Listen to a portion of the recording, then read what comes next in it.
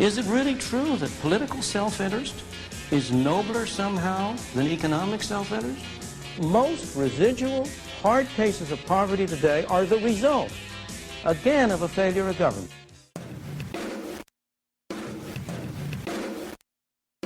Welcome to House Rules with Michael Hausem. Follow him on Twitter at MPHouse.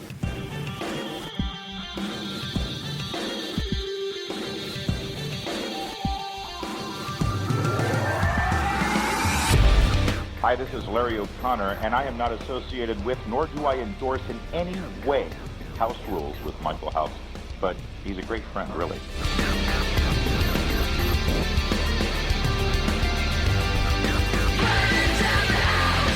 This is Super Mexican, and in no way am I connected with or endorse House Rules with Michael Hausem. Hausem. I can't even say his name.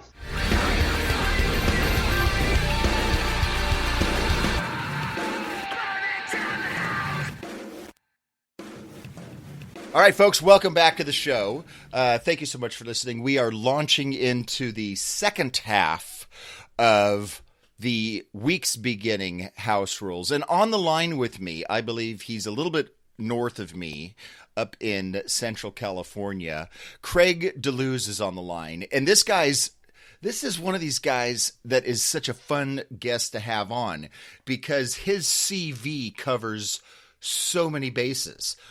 He's an actor, he's a model, he's a writer, he's done some television, he's done some radio, he's a political activist, he does some local community stuff, he does some national stuff. It's very impressive. Craig, welcome to the show, man. It's a pleasure to be here. Well, I appreciate you coming on. And the primary thing, although, one of the things I do talk about a bit is culture and entertainment. So we could talk movies and television. We could also talk about, we could just have a West Coast based show and talk about living in California and the craziness that goes along with that. But the primary interest for me is your role with the Firearm Policy Coalition. So let's talk about that. Guns are, and going through your website, craigdeluz.com, folks, it's CRAIGDELUZ.com. Also your Facebook. Guns are a very big part of your life, clearly, right? Well, I'll say this is the understanding that civil rights is, I think, for me, a big part of my life. Understanding the fact that, we have a constitutionally enumerated right, to keep and bear arms, which comes from our inalienable human right to defend ourselves. There are a handful of things. Tell us, first of all, why should people even care about what the Firearm Policy Coalition is? And what are the things on your radar right now that my listeners should be interested in hearing about? Well, I think the reason why people ought to know who the Firearms Policy Coalition is as we like to say, we are a civil rights organization that focuses first and foremost on the right to keep and bear arms. But we also understand that all of the rights that are enumerated, in particular in the Bill of Rights, all of them are intertwined. And, the way in which tyrants work is that they slowly but surely start to try and take away each one of those civil rights until they basically have full control over a nation. In this country, they want to control the sort of speech we're allowed to have. They want to look at guns, and it's the one thing where people want to say, well, it's the one right, the right to keep and bear arms. It's the one right that they're like, well, but it's really not a right. That's exactly how they do it. It's like, okay, you know what? We want all the free speech we can have. We want all the free press we can have, but the gun thing, you have that right, but.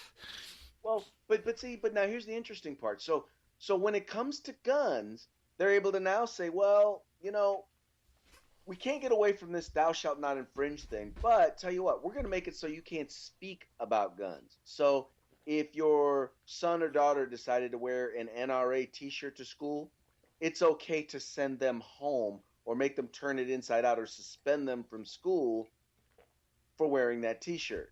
Or we're not going to allow you to have a picture of a handgun on the outside of your store. Now, imagine if they told a mattress store that they weren't allowed to have a picture of a mattress on the outside of their store. Or we're not going to let you put this billboard up. On the face. We're not going to let you put this bill. We're not going to let you put any. We're going to let you put whatever you want on this billboard, but you can't have anything promoting firearms.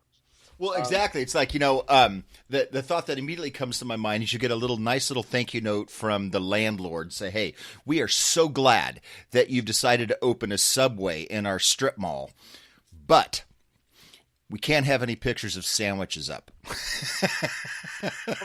Exactly. So what they're saying is that, okay, so you don't have a right to free speech, right? Now Right. They also want to go and they want to ban certain firearms and certain firearms accessories, right? So as they go to ban them, in particular, if you've legally purchased it, well, now we're getting into confiscation, which is a violation of your private property rights. Then they have this concept called a gun violence restraining order, where someone who may or may not know you can go out and get a restraining order keeping you from being able to own or possess a firearm. So now, and you don't even get to attend this hearing where they make this decision. So now they're violating your due process rights. I mean, over and over again, they're trying to find ways in which to attack the Second Amendment by also violating other of our constitutional rights. And let me tell you something. Once one civil right goes down, the rest of them will fall. Right. Well, they're, as you correctly point out, they're all very related, which makes me think about I'm looking at an article. I linked to this on my site, and I'm not sure how the Firearm Policy Coalition is involved in it, but I know the Cal Guns Foundation is. There's an ongoing court case right now, and it's very interesting reading about this and understanding it in Alameda County, which is Alameda County, is that East Bay, San Francisco? Yes, it's East Bay, Oakland's in Alameda County. Is Berkeley in Alameda County? Berkeley is also in Alameda County. Okay, so now we're going to put this in the not surprised at all file, clearly, right? But there was and let me see if I get this exactly correct. There was a ordinance for Alameda County that any gun stores, any new gun stores, so this wasn't retroactive, but if Craig DeLuz wanted to open, Oakland Guns R Us or, Berkeley Ammo or whatever, there was a bunch of restrictions that the store needed to be 500 feet away from any residential zone, from any school, preschool, daycare center, any other firearms sales businesses, or any restaurant or liquor store, right? So there's all these, that there had to be a 500-foot radius from any of those type of institutions, or any of those type of establishments, or any of those type of, structures or whatever. And to come to find out that there literally was not one single place in the entire county that fit that description. Exactly. Well, and what's interesting about the case, and Cal Guns Foundation is one of the groups that we work with, and then I also do a lot of communications work with them as well. But here's the interesting thing. So in this particular case, they actually found a location and they measured it. Like normally what they do when they do these things is you measure it from the front door to wherever it is that you're looking, and that's where you look for the radius.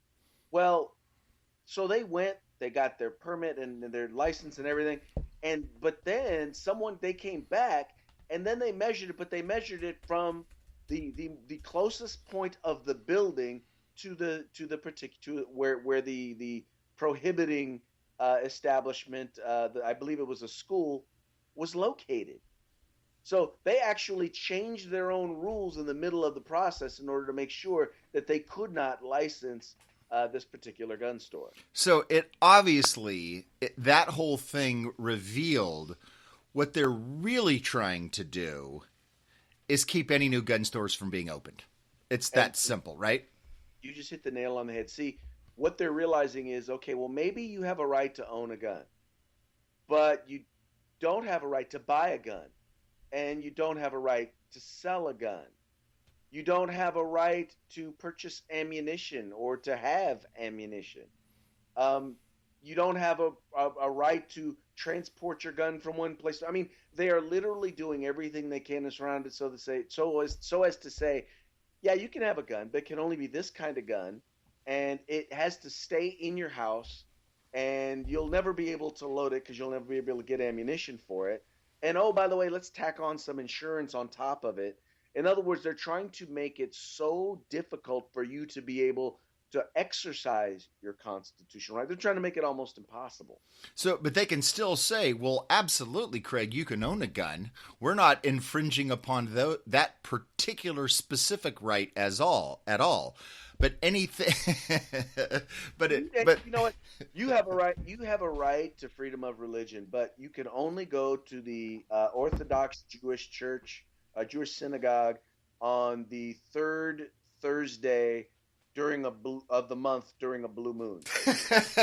But other than that, you are free to exercise your religious beliefs. Right. Now, the other thing that's really interesting about this particular case, and this is shocking as I was reading it, so it seemed to me that the ordinance was challenged, and then it was appealed, and the Ninth Circuit actually overturned the decision. And the judge said the rights of law-abiding citizens to keep and bear arms is not a second-class right. If the right of the people to keep and bear arms is to have any force, the people must have a right to acquire the very firearms they are entitled to keep and bear. Indeed, when a right depends on subsidiary activity, it would make little sense if the right did not extend at least partly to the activity as well. Alameda County has offered nothing to undermine the conclusion that the right to purchase and sell firearms is part and parcel of the historically recognized right to keep and bear the arms. Well, a couple things about that is, I guess the primary thing, that would come from a judge in the Ninth Circuit that is common sense, clear, and to me seems correct, is really surprising, frankly. There are some reasonable justices in the Ninth Circuit. Unfortunately, they are in the significant minority. Right. So this thing is still, my understanding is this is still going on. Might this actually make its way to the Supreme Court? You never know. I mean, but then again, going to the Supreme Court these days is a crapshoot. Oh my! Absolutely. Unless it is something that is obvious. So obviously, I think a lot of these cases are going to wind up working their way up there eventually. It's primarily going to be a matter of when, and if folks are really going to be interested in challenging them and taking them to that point. It was interesting. I was watching last night. I forget exactly where it was. I think it might even have been a YouTube. It was some roundtable discussion. I think it might have been Bill Maher's show. And the particular topic was radical Islam, 9/11, and there was a bunch of guys that were talking about, the entire point of the thing was 9/11, right? Right. But one of the guests made a comment about firearms and the Second Amendment. I think the context was just people being able to defend themselves. And it was so interesting that because the guest, and I don't even know who the person was. So it wasn't some, Maher usually has well-known talking heads or actors, right? Right. So it's either, right, it's like Michael Steele or Ben Affleck that are sitting there talking to him. I don't even know who the cat was. But the guy made a comment, and he goes, well, yeah, we do need that. But, I mean, doesn't everybody understand that we just need to have some limitations on guns to keep them out of the hands of people that will do ill? And the entire audience erupted in cheers. And I was thinking about that, obviously in the context of you coming on, that, I think that, people that shouldn't have guns, wouldn't it be great to keep them from getting them? I was talking about earlier in the show, John Hinckley was just released finally after years and years of his insanity plea. Looking back on it, it would have been great for John Hinckley to not had a gun. And to make a silly, naive, wide blanket statement like that brings the house down and everybody cheering. But, you and I could write legislation every day, all day long saying it would be great for people that shouldn't have guns to not get them. There's absolutely no way to actually do that. Well, the interesting part about it is that then they write legislation that does absolutely nothing to keep guns out of the hands of people who shouldn't have them, but does everything in the world to make sure that law-abiding people who should have access to their constitutional right to keep and bear arms, it makes sure that it makes it difficult for them to be able to do so. Well, that's the only way to do it. The only way to keep the potential guy who might do something crazy with the gun from getting one, because at this point he hasn't been convicted of anything, right? So there's like the shooter in Florida. Well, even that case, they really dug into that guy and couldn't figure out a way to put him away. So in order to try to advance what sounds like a sensible thing, fuzzy and warm feeling, the only thing they can do is restrict the rights of guys like you and me that have and enjoy a constitutional right to buy a gun, and absolutely nothing in our background would raise a red flag to keep me from getting one. What's that saying? Those who are willing to give up liberty in the name of security will get and deserve neither. Exactly. And that's where we wind up. When you look at where mass shootings occur, they largely occur in areas that are gun-free zones. The legislative advocate for the California University Police Chiefs loves to say there's a shooting every 8 days on a college campus, and yet college campuses more and more are disarming those who would who would go onto their campuses.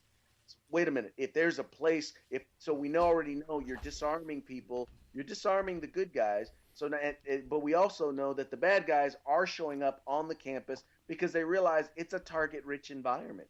I mean, you have cases like what's going on right now, something we're dealing with the SEC, this Southeastern Conference football conference. You have coaches, like four or five coaches, who during a teleconference told reporters, we have policies where our athletes are not allowed to own firearms. I didn't say not allowed to carry them on campus. I didn't say not allowed to have them as a part of the program. They are not allowed to own a firearm. In other words, you have to give up your civil rights if you want to play for me. I saw that, and this is fairly recent, and this is something that the Firearms Policy Coalition is involved in, the foundation. University of Missouri head football coach he was one of the guys, obviously, that you're talking about. Hey, welcome to Mizzou. Congratulations on, getting your full ride or joining the football team. By the way, you can't own. You're potentially going to be our new slot back, but one of the things you can't do as part of our comprehensive football program, you can't have a gun at home. That's insane. Oh no, most definitely. I will say this in his defense.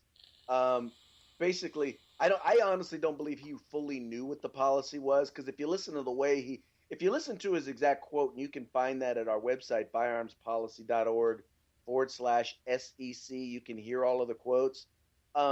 You can tell he didn't know exactly how to answer that question, but he wasn't the only one. He wasn't even the worst coach. I mean, you had the coach from Kentucky, Mark Stoops, basically said, I don't care if they have a legal permit to own one. They're not allowed to own one. If they want to own one, they got to come tell me why they need one, because they don't need one in Lexington, Kentucky. I'm like, really? I mean, this is how bad. I mean, it was outrageous, and I'm like, they spoke with such confidence and ignorance at the same time. So, I get some of them, their attitude may be, well, we're trying to protect our players. No, you're trying to protect your players. You're trying to take away your players' civil rights. And so what we've done is we've launched an investigation. We've done Public Records Act requests for all of the schools within the SEC. I don't know if we're going to do any more, but we're at least looking at those schools. We're looking at their campus policies as well as the sports programs. I think the reason why Missouri came to the top is because actually they passed a policy at the university that banned campus carry. The ability for people with concealed weapons permits to carry on campus. Right. That policy, by the way, is contrary to state law. So there's actually a law professor at Mizzou that's actually suing the university. So I think that's why their particular coach got drug into the public eye. But like I said, his quotes by far were not the worst. That is just it. It really is head shaking. And I obviously with Missouri, with Mizzou being at the center of all this free speech stuff, could you imagine having a kid at Mizzou going back? You'd be like, honey, would you please transfer? I find it like, you can't, you cannot, you do not give up your rights in order to be able to go. And I'm like, my thing is this is the SEC. Well, I mean, we're not talking, the Big Ten. We're not talking one of these Northeastern, or we're not even talking the Ivy League schools. This is the SEC. I mean, half their team probably goes hunting when they're not playing football. Well, yeah, the percentage of gun ownership, I mean, just in the state of Missouri itself, or where's the other one? It was in Kentucky. Okay, I mean, I've seen those maps before, percentage of households that have guns. And you got to think that, contrary to maybe Massachusetts and Rhode Island, Kentucky and Missouri, I mean, every single truck in those states has a gun rack, right? I mean, the coach from Vanderbilt, Derek Mason, said, I don't believe handguns are necessary for where we are or for what we do. I'm like, well, I'm sorry. I didn't know that my civil rights were based on what you believed I need. But that's something that you hear a lot from these anti-gun folks. Their all thing is, I don't understand why you need a magazine that holds 30 rounds. I just spoke at an event this past weekend with a gentleman. One of the other speakers was a gentleman named Craig Garrett. He's been in a wheelchair all his life. And he's like, look, if multiple people break into my home, I don't have the ability. Retreat is not an option for me. And he's like, I appreciate the fact they think I'm a good enough shot to take out 3 or 4 assailants with only 10 rounds. But yeah. I need people to defend myself.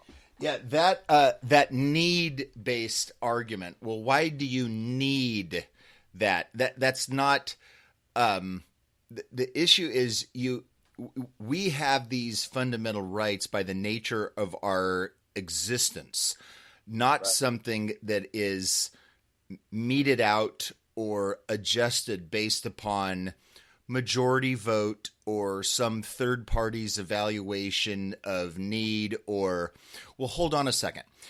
You're going into this part of town, your need level to exercise a particular civil right is not as important as if you were to go to that part of town. All of it comes down to, and I suppose what it is that there's a handful of these anti-gun folks that are actually honest about this stuff, to say, you know what, we want the Second Amendment overturned for various different reasons. I can actually, folks that do that, I can actually respect that argument more than those that are like, well, we do agree that it is a civil right, but you don't need it, or it shouldn't be allowed, or I think that's a half measure, but it's a thinly veiled half measure, in my opinion. Well, it's a well-calculated half measure. And, you've got Michael Bloomberg, who's literally spending millions of dollars going from state to state He goes in first and he starts with a PR campaign. Then he goes in and he starts helping get people elected, or help getting pro-gun people unelected. And then he turns around and then he starts to propose this legislation. It's very well calculated. It's very well funded, and it is literally cookie cutter as they travel from state to state. I'm certain it is. And now, you know what, man? I just realized I could sit here and talk about this all day with you. The clock is telling me that we are totally out of time. Craig, thank you so much for coming on and having this conversation with me. Tell folks where they can go to read more about the Firearms Policy Foundation or Cal Guns or the types of things that you are doing. What's the best place if they want to read more? Firearmspolicy.org. That's firearmspolicy.org. Or you can look up Firearms Policy Coalition on Facebook, and you'll find a link to the foundation, the Cal Guns Foundation, and all of the other groups that we're working with. Well, I appreciate the work that you do, man, because from where I sit down here in Newport Beach, my impression is that the anti-gun guys are bringing the bigger guns to the fight, so to speak. And it's very encouraging to hear about guys like you and who are, so able to put these sorts of things into pithy, wise statements, and the groups that you're representing and working with that are actually working to defend our inalienable, fundamental individual rights. Thanks so much for coming on to the show, man. I appreciate the opportunity, sir. All right, brother. Thanks so much, and we'll talk at you down the road. All righty. Thanks. Bye now.